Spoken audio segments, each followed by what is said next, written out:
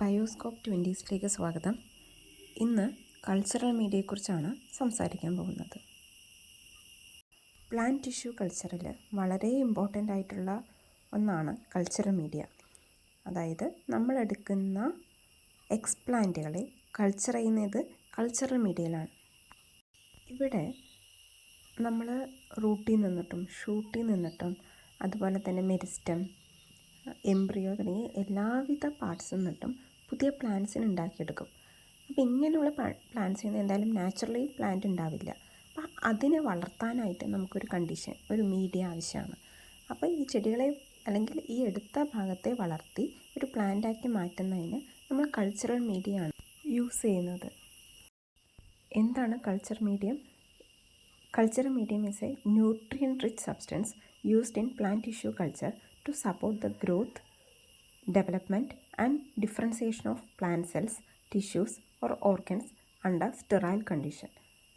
അതായത് culture medium എന്ന് പറയുന്നത് നമ്മൾ ആർട്ടിഫിഷ്യലി ക്രിയേറ്റ് ചെയ്തെടുത്ത നമ്മളെടുക്കുന്ന എക്സ്പ്ലാന്റ് എന്ന് പറയുന്നത് നമ്മൾ എന്താണോ കൾച്ചർ ചെയ്യുന്നത് അതിൻ്റെ ആ ടിഷ്യൂസിനെയോ അല്ലെങ്കിൽ ആ മെരിസ്റ്റം അല്ലെങ്കിൽ ഷൂട്ട് അതിനെയാണ് നമ്മൾ എക്സ്പ്ലാന്റ് എന്ന് പറയുന്നത്.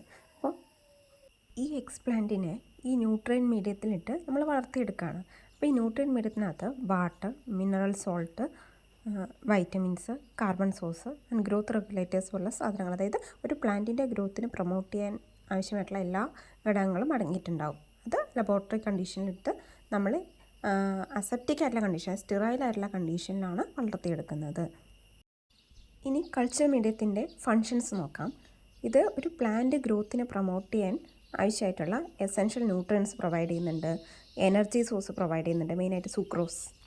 അതുപോലെ തന്നെ സെൽ ഡിവിഷനും സെൽ ഗ്രോത്തിനെ പ്രൊമോട്ട് ചെയ്യുന്നുണ്ട്. അതുപോലെ ഓർഗനോജെനസിസ്, സൊമാറ്റിക് എംബ്രിയോജെനസിസ് എന്നിവനെയും അതുപോലെ തന്നെ അസെപ്റ്റിക് ആയിട്ടൊരു ഗ്രോത്ത് കണ്ടീഷൻ പ്രൊവൈഡ് ചെയ്യുന്നുണ്ട്. ഇതെല്ലാം അതിൻ്റെ ഫങ്ഷൻസാണ്. ഇനി വളരെ ഇമ്പോർട്ടൻ്റ് ആയിട്ടുള്ള അല്ലെങ്കിൽ വളരെ ഫേമസ് ആയിട്ടുള്ള കൾച്ചർ മീഡിയമാണ് മുരാഷി ആൻഡ് സ്ക്യൂജ് മീഡിയം. ഈ മുരാഷി ആൻഡ് സ്ക്യൂജ് മീഡിയം MS മീഡിയം എന്നാണ് നോർമലി അറിയപ്പെടുന്നത്. അതുപോലെ തന്നെ വൈറ്റ്സ് മീഡിയം ഉണ്ട്, ഗാംബോക്സ് മീഡിയം ഉണ്ട്, B5 മീഡിയം ഉണ്ട്. ഇതൊക്കെ വളരെ ഫേമസ് ആയിട്ടുള്ള കൾച്ചർ മീഡിയംസ് ആണ്. ഇനി നമുക്ക് മുരാഷി ആൻഡ് സ്ക്യൂജ് മീഡിയത്തെക്കുറിച്ചാണ് ഡീറ്റെയിൽ ആയിട്ട് നോക്കാൻ പോകുന്നത്. MS മീഡിയത്തിലെ കോമ്പോണൻസ് നോക്കാം. അതിൽ ഫസ്റ്റ് വൺ മാക്രോ ന്യൂട്രിയൻസ് ആണ്. മാക്രോ ന്യൂട്രിയൻസ് എന്ന് പറയുമ്പോൾ കൾച്ചർ മീഡിയയിൽ വളരെ ഹൈ ക്വാണ്ടിറ്റി, കൂടിയ അളവിൽ ആവശ്യമുള്ള ന്യൂട്രിയൻസ് ആണ് മാക്രോ ന്യൂട്രിയൻസ്. അതിലേതൊക്കെയാണ് വരിക? Nitrogen, phosphorus, potassium, calcium, magnesium, sulphur. ഇത്രയും മാക്രോ ന്യൂട്രിയൻസ് ആണ് MS മീഡിയത്തിനകത്ത് ആവശ്യം. അത് ഏത് ഫോമിലാണ് വരുന്നത് എന്നുള്ളതാണ് കൊടുത്തിരിക്കുന്നത്. അടുത്തത് മൈക്രോ ന്യൂട്രിയൻസ് ആണ്. മൈക്രോ ന്യൂട്രിയൻസിൽ ഫസ്റ്റ് വൺ അയൺ ആണ്. അയൺ എന്ന് പറയുമ്പോൾ നമ്മളത് EDTA ഫോമിലാണ്, അതായത് FeSO4 + Na2EDTA. EDTA എന്ന് വെച്ചാൽ ethylene diamine tetra acetic acid. ഈ ഫോമിലാണ് ഉള്ള സ്റ്റോക്ക് സൊല്യൂഷനായിട്ടാണ് യൂസ് ചെയ്യുക. അതുപോലെ തന്നെ മാംഗനീസ് MnSO4, സിങ്ക് ZnSO4, എല്ലാം സൾഫേറ്റിൻ്റെ രൂപത്തിലാണ്. ബോറോൺ H3BO3, അതുപോലെ തന്നെ കോപ്പർ, മൊളിബെൻഡിനം, കൊബാൾട്ട്, അയഡിൻ തുടങ്ങിയ മൈക്രോ ന്യൂട്രിയൻസ് ഇതിനകത്ത് വരുന്നുണ്ട്. മൈക്രോ ന്യൂട്രിയൻസ് വളരെ കുറവ് ക്വാണ്ടിറ്റിയിൽ നമുക്ക് ആവശ്യമുള്ളൂ. അടുത്തത് വൈറ്റമിൻസ്. വിറ്റമിൻസിൽ വരുന്നത് തൈമിൻ, നിക്കോട്ടിനിക് ആസിഡ്, പിരിഡോക്സിൻ, മയോ ഇനോസിറ്റോൾ. ഓക്കെ, തൈമിൻ എന്ന് പറയുമ്പോൾ നമുക്കറിയാം വിറ്റമിൻ B1 തൈമിൻ എന്ന് പറയുന്നത്.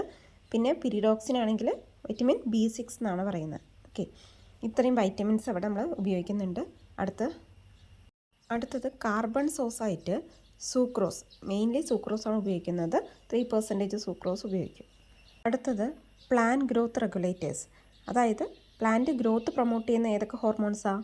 ഓക്സിൻസും സൈറ്റോകൈൻസും ഇവ ഉപയോഗിക്കും. പിന്നെ ജെല്ലിങ് ഏജൻ്റായിട്ട് അഗർ യൂസ് ചെയ്യും. അതായത് ഒരു സോളിഡ് ആയിട്ടുള്ള ഒരു മീഡിയമാണല്ലോ വേണ്ടത്. ഈ അഗർ ഗ്രാസിലേറിയ, ജെലീഡിയം പോലുള്ള റെഡ് ആൽഗകളിൽ നിന്നിട്ടാണ് ഈ അഗർ എന്ന് പറയുന്ന സാധനം എക്സ്ട്രാക്ട് ചെയ്യുന്നത്. അങ്ങനെ ഈ അഗറാണ് നമ്മൾ ന്യൂട്രിയൻ മീഡിയത്തിൽ ഒരു സോളിഡ് മീഡിയം കിട്ടാൻ വേണ്ടി യൂസ് ചെയ്യുന്നത്. ഓക്കെ, അടുത്തത് വാട്ടർ ഉപയോഗിക്കും, ഡിസ്റ്റിൽ വാട്ടർ. പിന്നെ ഈ MS മീഡിയത്തിൻ്റെ pH എന്ന് പറയുന്നത് എപ്പോഴും ഒരു പെർഫെക്റ്റ് ആയിട്ടുള്ള ഒരു pH വേണം. അതായത് ഗ്രോത്തൊക്കെ പ്രൊമോട്ട് ചെയ്യുന്ന കറക്റ്റ് pH എന്ന് പറയുന്നത് 5.7 to 5.8 വരെയാണ്. അണ്ടർ സ്റ്റെറൈൽ കണ്ടീഷൻ നമുക്ക് എന്ത് ചെയ്യാം, പ്ലാന്റ്സിനെ കൾച്ചർ ചെയ്തെടുക്കാം.